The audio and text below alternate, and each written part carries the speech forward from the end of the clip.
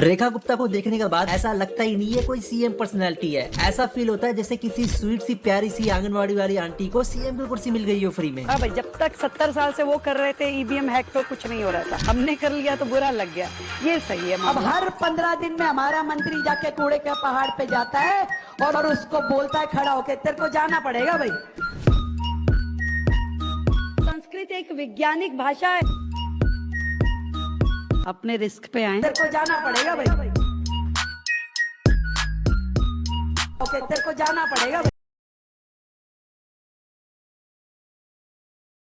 लेती है एबीवीपी की तरफ से। और एबीवीपी बेसिकली आरएसएस का एक स्टूडेंट विंग है और आरएसएस मतलब बीजेपी। फिर इसके बाद 2004 से 6 के आसपास इनको नेशनल सेक्रेटरी बना दिया जाता है। फिर देखते ही देखते इनको एमसीडी में बड़ा रोल मिल जाता है और 2007 और 2012 के आसपास ये पीतमपुरा में एज अ काउंसलर भी रह चुकी है। फिर इसके बाद 2015 में ये एमएलए का इलेक्शन लड़ती है जो बुरी तरीके से हार जाती है। फिर 2020 में वापस आती है और यहाँ भी बुरी तरीके से हार जाती है। और फिर आता है वक्त 2025 जब आम आदमी के ज्यादातर नेता जेल के अंदर थे या फिर जेल से जस्ट बाहर आए थे। मतलब आम आदमी पार्टी का बुरा हाल हो चुका था। बीजेपी ने अपने आप को बहुत ही अच्छे से मार्केट कर लिया था और इसी मार्केटिंग के कारण अब दिल्ली वालों को रोजगार नहीं, एजुकेशन नहीं, बल्कि चाहिए था मंदिर। और होना क्या था, बीजेपी जीत गई बहुत ही बड़े मार्जिन से। 70 में से लगभग 48 सीट मिली बीजेपी को, जो अपने आप में एक रिकॉर्ड था बीजेपी के लिए भी। तो रेखा गुप्ता की ये जर्नी दिखाती है कि रेखा गुप्ता एक्चुअली में बीजेपी के साथ पिछले 30-35 सालों से है। और फिर वक्त आता है 20 फरवरी 2025 जब रेखा गुप्ता को एज अ सीएम चुना जाता है। और ये चीज अपने आप में चौंकाने वाली थी क्योंकि रेखा गुप्ता जस्ट पहली बार ही एमएलए बनी थी और उनके एमएलए बनते ही उनको सीएम की कुर्सी दे दी गई। और रेखा गुप्ता का इस तरीके से सीएम बनना दिखाता है बीजेपी ने कितने जल्दबाजी में फैसला किया, क्योंकि बीजेपी को एक ऐसे चेहरे की तलाश थी जो बहुत ही लंबे सालों से उनके साथ लॉयल रही हो, एक औरत हो और बढ़िया कम्युनिटी से बिलोंग करती हो। और लकीली रेखा गुप्ता के अंदर ये सारे गुण थे और बीजेपी ने मेक श्योर किया वो कुर्सी पे एक ऐसे लीडर को ना बिठाए जो कैरिज्मेटिक हो, जिसका करिश्मा सबको फील हो जाता हो। और ये रीजन है रेखा गुप्ता को देखने के बाद ऐसा लगता ही नहीं कि ये सीएम पर्सनैलिटी है। इनफैक्ट जब आप ममता बनर्जी को देखोगे, चाहे आप उनपे कितना भी हम्बा डुम्बा मीम बना लो, लेकिन जब वो आपके सामने आएगी तो आपको डर लगेगा, आपको फील होगा कि कोई सीएम आया हुआ है। और वही जब रेखा गुप्ता आती है तो ऐसा लगता है एक प्यारी सी स्वीट सी आंगनवाड़ी वाली आंटी आ गई जो भी चीजी निकाल के देगी, ले बेटा चीजी ले। बहुत ही मासूम है, जिनको यही नहीं पता वो क्या बोलती है, कब बोलती है। महान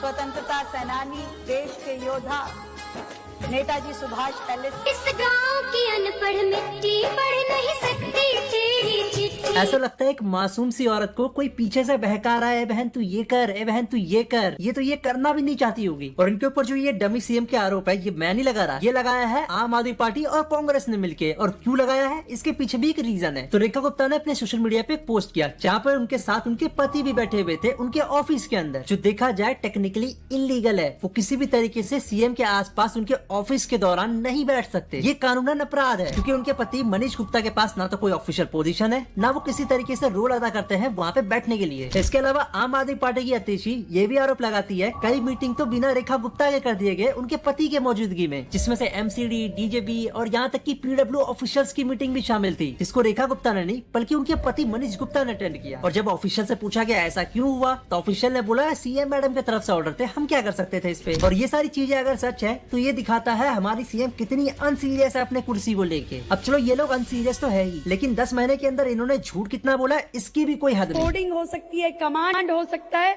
और संस्कृत एक वैज्ञानिक भाषा है और उससे भी अधिक सबसे कंप्यूटर फ्रेंडली लैंग्वेज है।